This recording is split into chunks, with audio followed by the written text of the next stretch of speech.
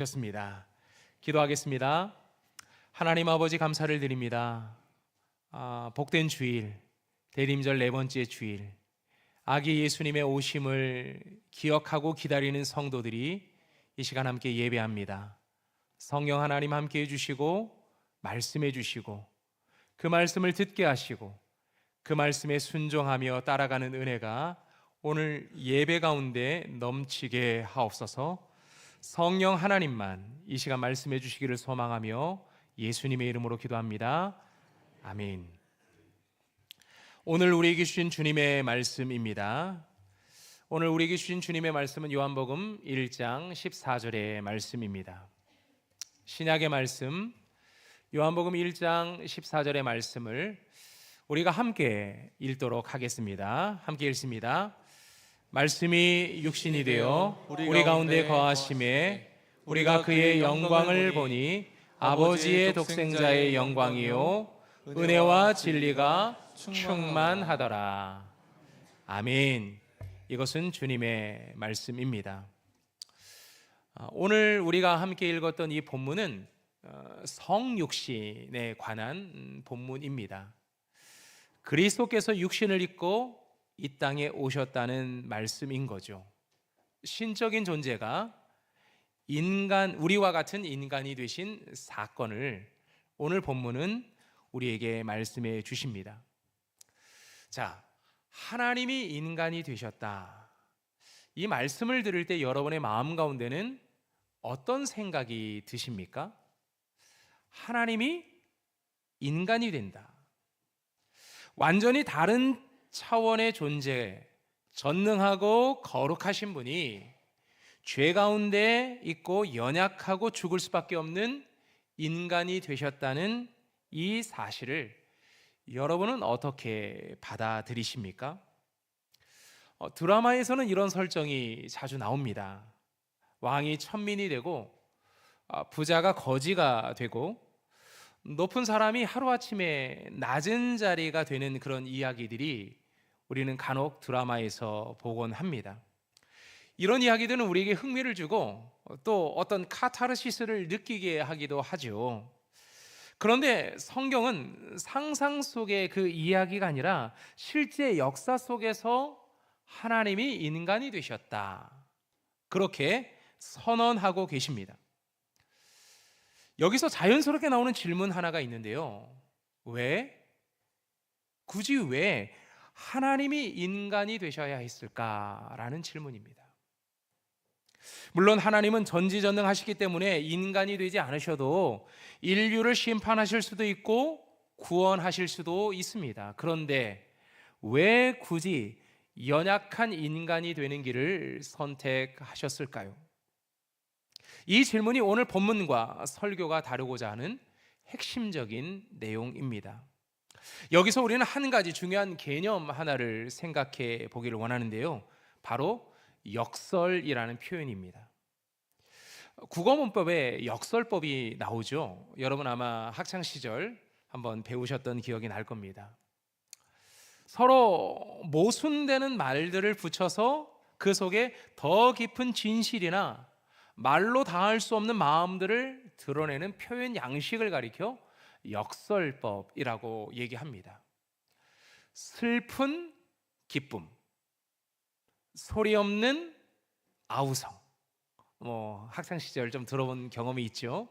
이와 같은 표현들을 써서 겉으로 보기에는 말이 안 되는 문장 같지만 곰곰이 생각해 보면 그 모순 속에 오히려 더 본질적인 진리가 숨겨져 있다는 것이 바로 역설법입니다. 그래서 역설은 단지 이상한 말을 만드는 기법이 아니라 겉으로는 모순이지만 그 안에 깊은 의미를 드러내고자 하는 어떤 의도가 그 속에 담겨져 있는데, 오늘 우리가 함께 읽었던 요한복음 1장 14절의 말씀은 기독교 신앙의 가장 큰 역설을 선언하는 말씀입니다. 자, 말씀이 육신이 되었다. 이 의미 속에는요, 하나님과 인간, 영원과 시간, 전능과 연약이 한데 묶여져 있습니다. 성경이 말하는 하나님은 전지전능하고 무소부지하고 죽지 않는 분입니다. 반대로 인간은 연약하고 제한되고 고통을 느끼고 결국 죽음을 맞을 수밖에 없는 그런 존재입니다. 그런데 요한복음은 이 완전히 상반된 두 세계가 말씀이 육신이 되어 우리 가운데 거하심에 라는 이 한 구절에서 만났다고 선포하는 거예요. 이것이 바로 성육신의 역설인 거죠. 그리고 이 역설 속에 하나님이 왜 굳이 인간이 되셔야 했는지, 우리와 어떤 방식으로 함께 하시고 어떻게 구원을 이루어 내셨는지를 이 한 문장이 담아주고 있어요. 이제 우리는 요한복음 1장 14절의 말씀을 통해 하나님이 택하신 역설의 길, 그리고 성육신 안에 담긴 하나님의 마음과 구원의 뜻을 함께 살펴보겠습니다. 그림 하나를 또 보겠습니다. 지거 쾌더의 그림인데요, 요한복음 1장 14절의 말씀을 그대로 그려주었다고 여겨지는 1장 14절의 말씀을 시각화한 그런 그림이 오늘 이 그림이 아닐까 싶어요. 그런데 좀 이상하지 않습니까?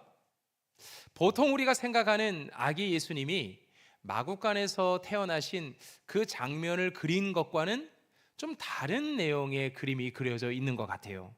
구유의 아기 예수님 대신에 성경이 펼쳐져 있어요. 그죠? 성경이 펼쳐져 있는 그 그림이 그 위에 올려져 있죠.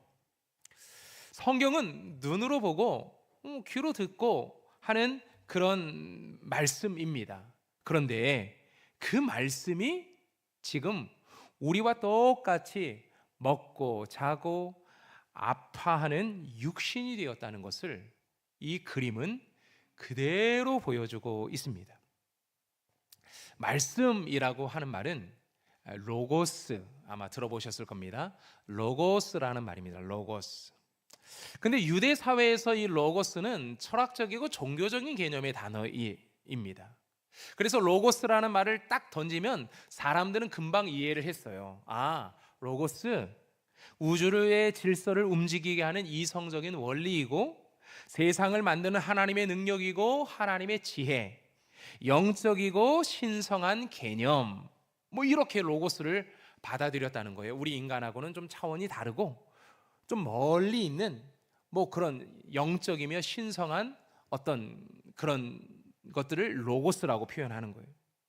그런데 그 로고스가 육신이 되었다라고 오늘 성경은 이야기하고 있어요. 이 당시 사람들은 영은 선하고 육신은 악하다라는 개념을 가지고 있었거든요. 그런 그들에게 사도 요한은 당신들이 생각하는 그런 선한 로고스가 우리가 생각하는 악한 육신이 되었다고 지금 선언하고 있는 거예요. 그 신성한 존재가, 변하지 않는 영원한 그 존재가 추하고 썩어 없어지고 변하는 그런 존재가 되었다고 지금 선언하고 있는 거예요. 왜 이렇게 말씀하신 걸까요? 이 역설을 통해서 주고자 하는 메시지는 뭘까요?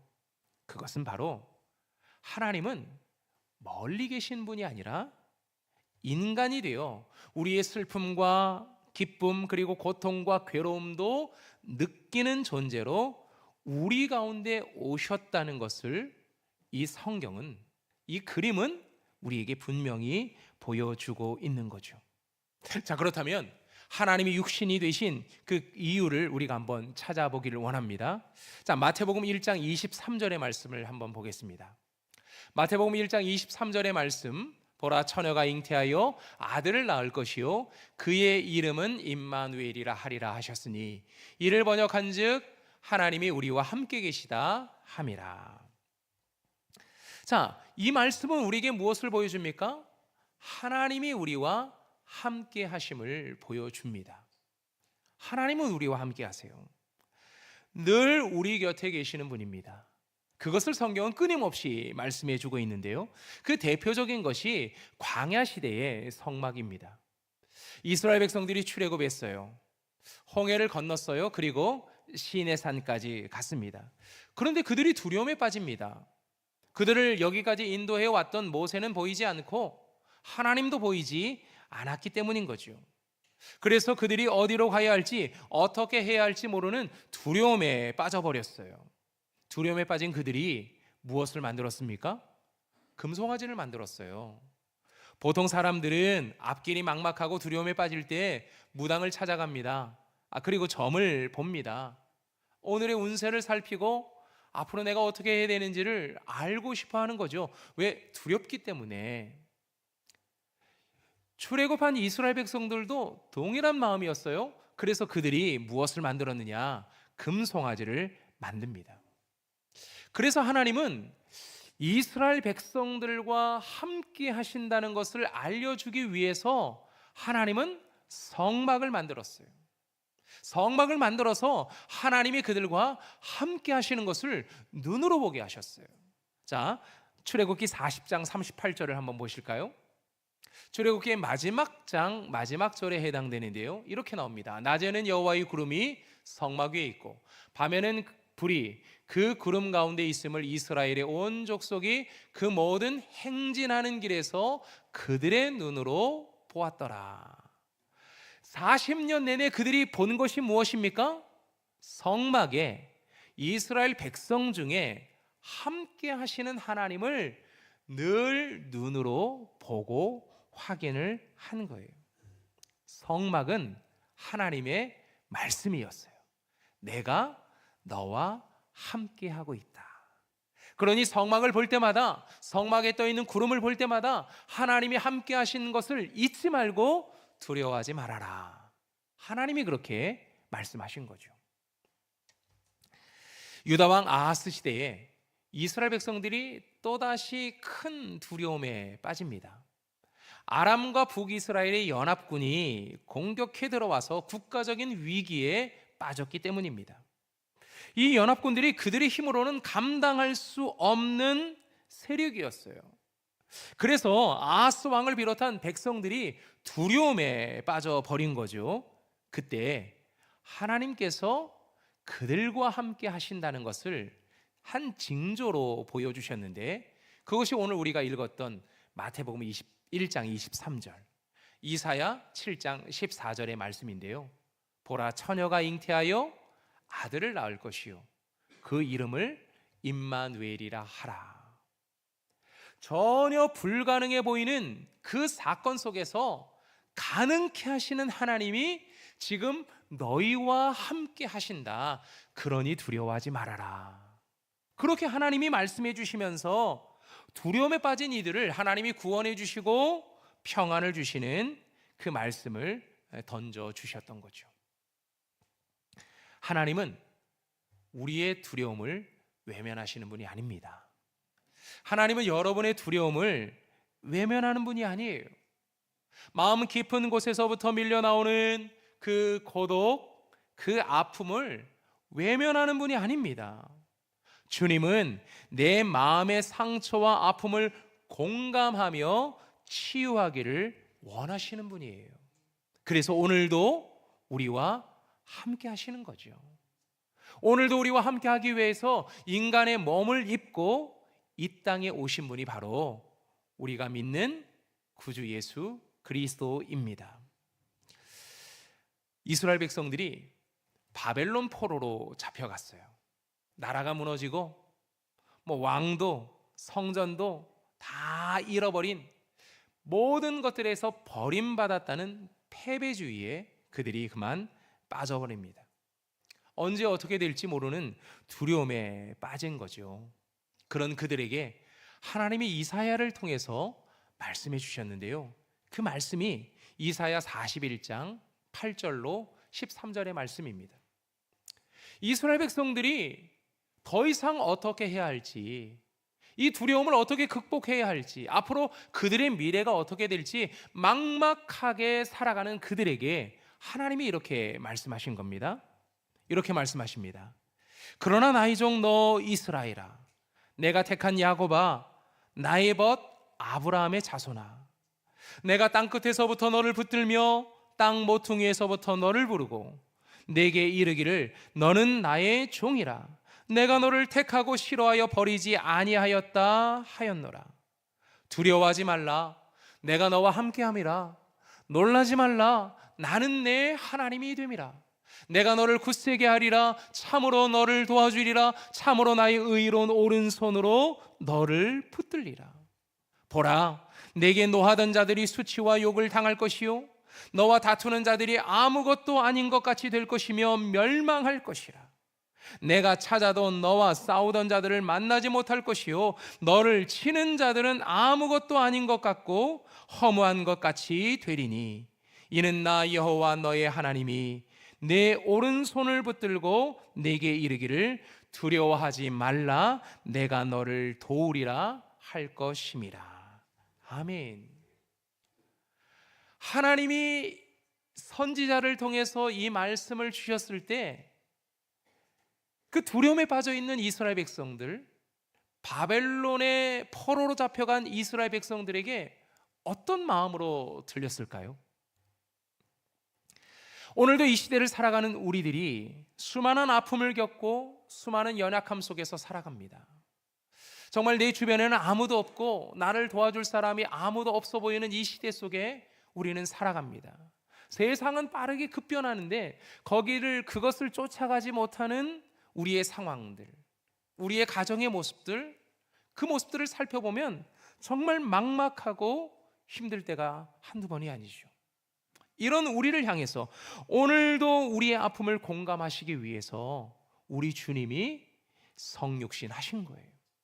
우리의 연약함을 공감하기 위해서 친히 육신의 몸을 입고 이 땅에 오신 거죠.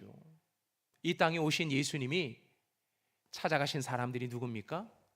병자들을 찾아가셨어요. 성경을 읽어보면요, 수많은 병자들을 찾아가 주셔서 그의 병을 치유하시는 놀라운 기적의 사건을 베풀어 주십니다. 가난하고 소외된 자들을 찾아가 주십니다. 마을 공동체에서 소외를 당하고 유대 사회로부터 소외당한 그 사람들에게 우리 주님은 찾아가셨습니다. 그들의 친구가 되어 주셨어요. 그들의 아픔을 공감해 주시면서 그들을 그 모든 질병에서, 그 모든 고통에서, 아픔에서 그 모든 사람들을 건져내신 거죠. 오늘 주님이 이 땅에 육신의 몸을 입고 오신 이유가 무엇입니까? 여러분의 인생 가운데 찾아가기 위해서입니다. 여러분의 아픔의 현장, 고통의 현장, 힘들어하고 괴로워하는 그 현장 가운데 우리 주님은 오늘도 찾아오십니다. 우리와 똑같이 고통을 받으시고 우리와 똑같이 아파하시고 우리처럼 눈물을 지으면서 오늘도 우리 곁에 계십니다. 이 대림절, 주님의 성탄절을 기대하며 소망하는 여러분들에게 인간의 몸을 입고 이 땅에 오신 예수 그리스도, 나를 위로하고 나와 공감하기 위하여 오신 예수 그리스도를 만나는 은혜가 우리 모두에게 있기를 원합니다. 우리 주님은 우리의 육신적인 아픔만을 공감하고 치료하기 위해서 육신의 몸을 입고 오신 분이 아닙니다.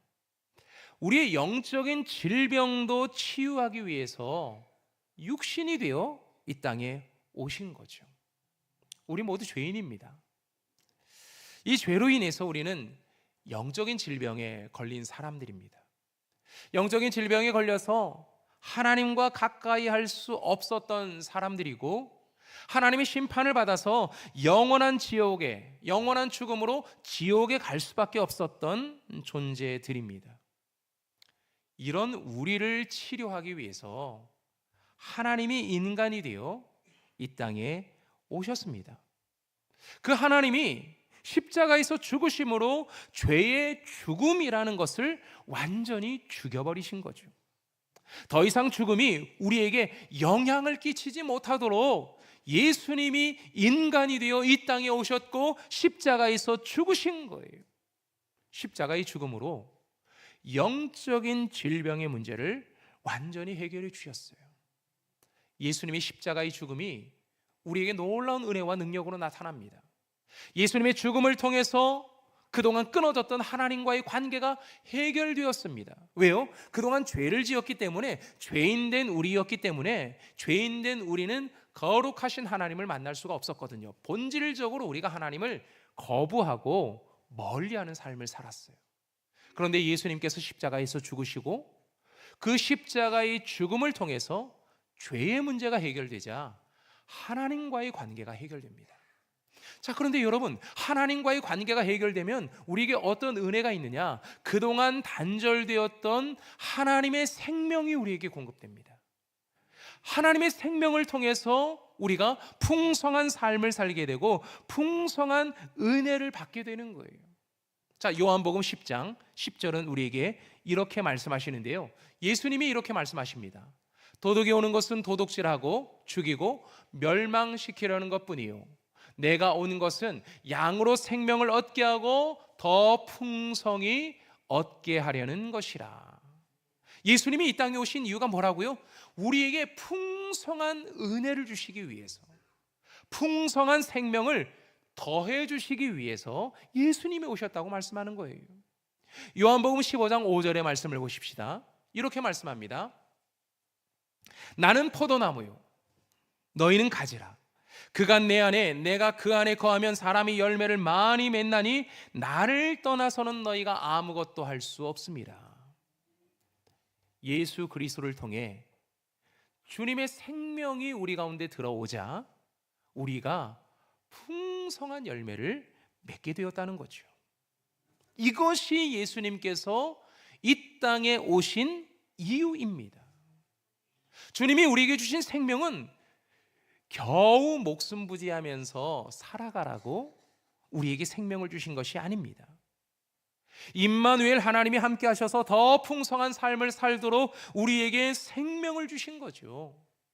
말라 비틀어진 구루터기와 같은 인생 일지라도 그 속에 생명이 싹트고 줄기가 올라가고 잎이 피고 열매를 맺도록 우리에게 생명을 주셨어요. 그 생명이 내 안에 들어오면 내가 살아납니다. 그 생명이 우리 가정 가운데 들어가면 가정이 살아나는 거예요. 그 생명이 우리의 직장 가운데 들어가잖아요. 직장 생활이 너무 보람된 거죠. 그리고 그 생명이 우리 교회 안에 들어오잖아요. 그러면 교회 생활이 그렇게 행복한 거예요. 여러분의 가정 생활이 지금 행복하십니까? 여러분의 일터가 즐거우십니까? 여러분의 교회 생활은 어떻습니까? 교회 생활이 정말 즐겁고 행복하십니까? 여러분이 나가서 교회 자랑 좀 하십니까? 교회 자랑하고 있다면 누군가 교회를 다니고 싶어하는 눈빛이 보여서 그 사람에게 복음을 전하고, 그럼 내가 어느 교회를 나가야 돼? 라고 할 때 안양교회를 당연히 와야지 라고 말한다면 여러분의 안에 있는 안양교회는 살아있는 교회라는 거예요. 하나님의 생명이 풍성한 교회인 거죠. 하나님의 은혜가 있고 하나님의 구원이 있고 우리를 건져내시고 살려내시는 하나님의 놀라우신 은혜가 이 교회 안에 풍성한 거죠. 그런데요, 하나님의 생명이 전혀 느껴지지 않아요. 교회 안에서 옆에 있는 사람을 보고, 성도를 보고, 주변에 있는 같이 활동하는 여러 많은 지체들을 보았을 때 하나님의 생명이 전혀 느껴지지 않으면 교회 안에서 하나님의 생명력을 느끼지 못하는 거죠. 그러면 나가서 아마도 우리 교회가 아닌 옆에 교회를 나가라고 얘기할지도 모릅니다. 하나님이 우리를 구원하신 것은 하나님의 관계 회복입니다. 하나님의 관계가 회복되면 우리 안에 하나님의 생명이 들어오는 겁니다. 하나님의 생명이 들어오면 우리 안에 하나님의 풍성한 열매가 넘쳐나는 거예요. 그 은혜와 그 열매를 통해서 우리 교회는 살아나고 나의 가정도 살아나고 내 삶도 살아나는 거죠. 그러니 여러분, 육신의 몸을 입고 이 땅에 오신 예수 그리스도를 주님으로 영접하시길 바랍니다. 예수 그리스도를 믿음으로 고백하고 예수님의 말씀을 듣고 그 말씀을 붙잡고 찬양하며 기도하시길 바랍니다. 그래서 교회 안에서도 예배하고 가정 안에서도 예배해서 정말 하나님이 우리 가운데 구원자로 오셨구나, 오늘도 나와 우리 가정과 함께하기 위해서 이 땅에 오셨구나, 그것을 날마다 믿음으로 고백할 수 있는 저와 여러분이 되기를 원합니다. 여러분, 이번 대림절 이 4주간의 이 시간을 여러분 어떻게 보내셨습니까? 이 땅에 구원자로 오실 예수님을 정말 기다리며 기억하며 준비하는 그런 대림절의 시간이었습니까? 그렇게 예수님을 잊지 말고 기억하자고 우리가 가정 예배를 드리자고 한 것이고, 가정 예배 속에서 그리스도의 생명과 열매를 풍성히 누리며 나누자, 그렇게 해서 우리가 가정 예배를 드리자고 했는데요, 여러분의 가정 예배는 어떠셨는지 모르겠습니다. 사실 분주한 일상 속에, 피곤한 하루의 삶 속에 저녁의 시간을 지키고 가족과 함께 만나는 것이 쉽지 않더라고요. 많은 분들이 이 가정 예배를 드리면서 나누는 그러한 이 삶의 고백, 예배의 고백, 신앙의 고백을 보면서 참 힘들고 어렵게 살아가고 분주하게 살아가시지만 참 예수님의 다시 오심을 기억하는 가정이 되고자, 그 믿음의 유산을 우리 자녀들에게 남겨주고자 참 열심히 예배하신다, 그런 마음이 느껴지는 이번 대림절 가정 예배 시간이었어요. 여러분, 예수님이 성탄절에만 오시는 것이 아닙니다. 예수님이 이 대림절 이 기간에만 오시는 분이 아닙니다. 우리가 살아가는 삶의 현장 모든 곳에 우리 주님은 함께하기 위해서 오셨습니다. 그리고 모든 삶의 현장을 구원해 내기 위해서 주님은 오셨습니다. 그 주님을 나의 구원자 그리스도로 믿음으로 고백하며 영접하기를 바랍니다. 하나님의 은혜가 이 말씀을 듣는, 이 예배하는 우리 모두에게 가득 임하기를 소망합니다. 이 시간 우리 함께 찬양하겠습니다. 함께 찬양할 때 이 찬양의 가사가 참 우리의 마음 가운데 많이 와닿습니다.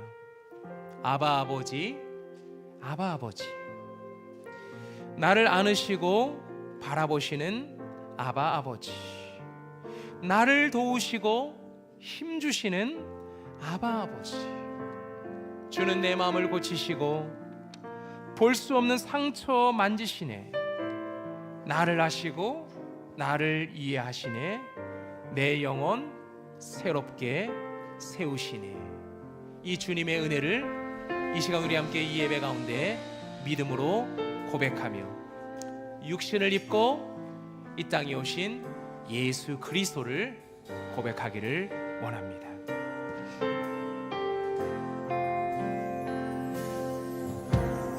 아바 아버지, 아바 아버지, 나를 안으시고 바라보시는 아바 아버지, 아바 아버지, 아바 아버지, 나를 도우시고 힘주시는 아버지,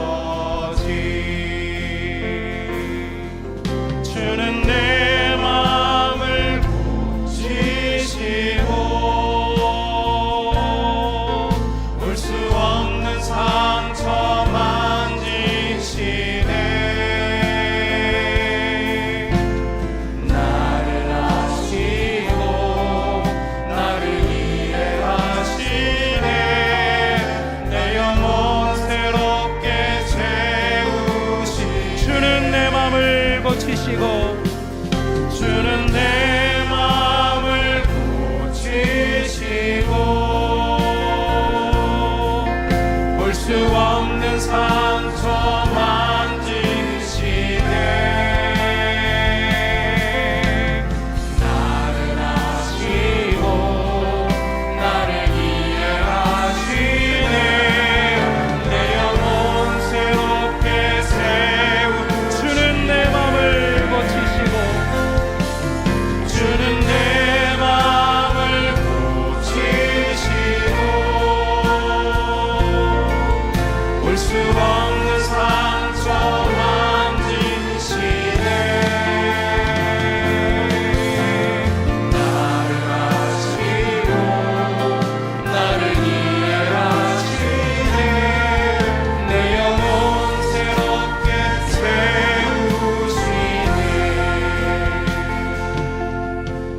마음속에 깊은 상처와 아픔을 누가 알아줍니까? 같이 살고 있는 남편이, 아내가 그 마음을 알아줍니까? 가족이 그 마음을 알아줍니까? 때로는 내 마음을 너무 몰라줘서 섭섭할 때가 한두 번이 아니죠. 우리의 공동체가 그 마음을 알아줬으면 좋겠는데 공동체가 그 마음을 이해하지 못할 때도 참 많습니다. 그래서 때로는 오해가 생기고, 때로는 갈등이 생기고, 점점 더 멀어지고 함께 할 수 없는 그런 사람이 될 때도 많은 거죠. 하지만 누군가에게 말할 수 없는 깊은 상처까지도 우리 주님은 아십니다. 그래서 주님은 그 사마리아 여인을 만나러 가신 거잖아요.